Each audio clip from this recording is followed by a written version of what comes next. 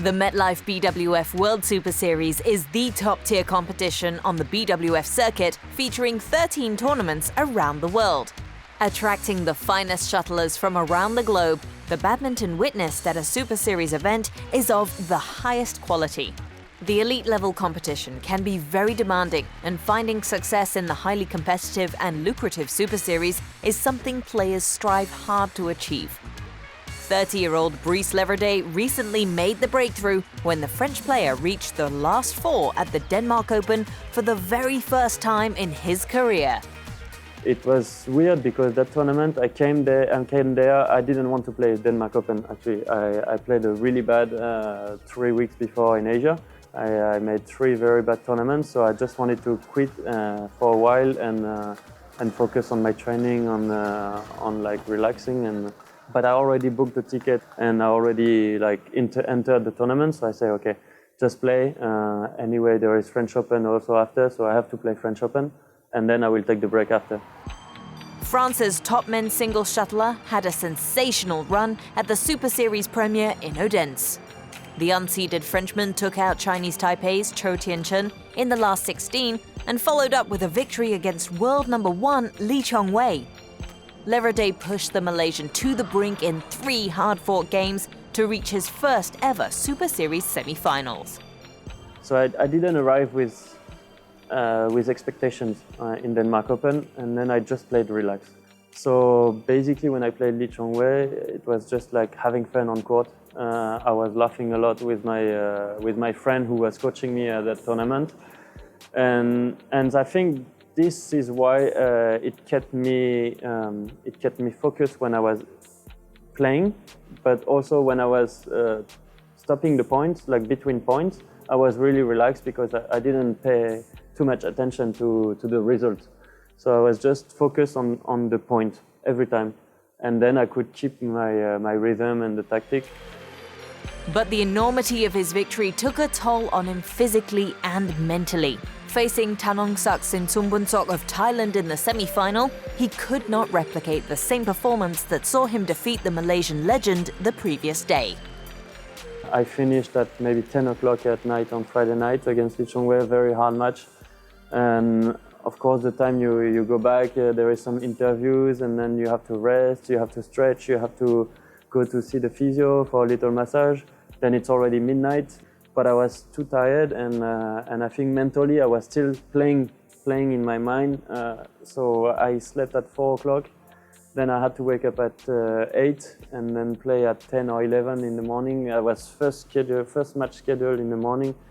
And this is bad for me, of course, but this is bad for all the audience or everyone who came to watch a good game. And I couldn't deliver a good game. I was not enough fit that day. My legs were not like moving as I wanted them to move. So, and also Thanongsak was playing amazing that week. Every time he was playing a great shot, so it was tough to get any chance on that day. Leverdez has been the nation's leading men's singles shuttler for close to a decade, and the Frenchman credits former France national coach Bertrand Gallet for helping him stay on top of his game. My coach, who is still my coach now, when I was 18 years old, I got a motorbike accident, and then I had to stop like for 7 months, I think, badminton. And I started with that coach, who was the old number 1 in France. He played at Sydney Olympics. His name is Bertrand Gallet.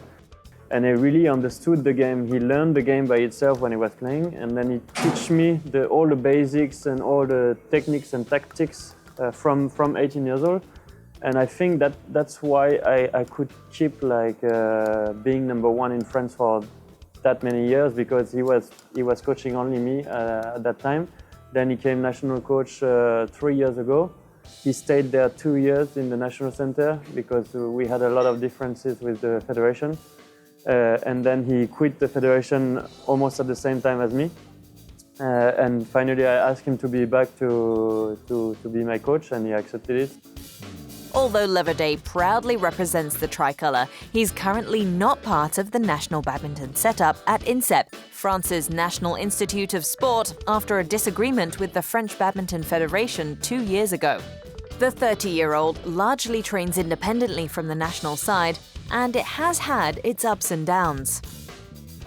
As a player, it's difficult because I have to handle so many things right now, especially that I have to take care of all the logistics part in my season. So all the flight booking, hotel booking, inscriptions, all that things also matters. It takes some time, and of course, like I have to find my sparring partners. Sometimes I travel to Denmark or Germany or some other places to practice with good players, and so this is not easy. Also the money-wise, of course, because now the federation don't support me anymore.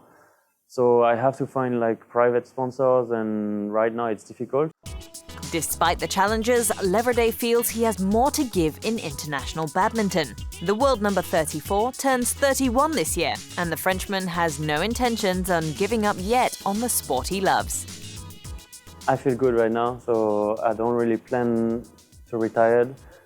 Just maybe want to play one more Olympics. It depends on my physical skills and my ability to stay focused in the game, and also of course the money. But I feel good, and I feel like I still enjoy playing badminton and try to give my best all the time. So I will at least try to go to the Japan Olympics. 2017 brings fresh opportunities and new challenges, and there's no doubt Brice Leverdez of France will ride on his positive attitude to reach greater heights in badminton.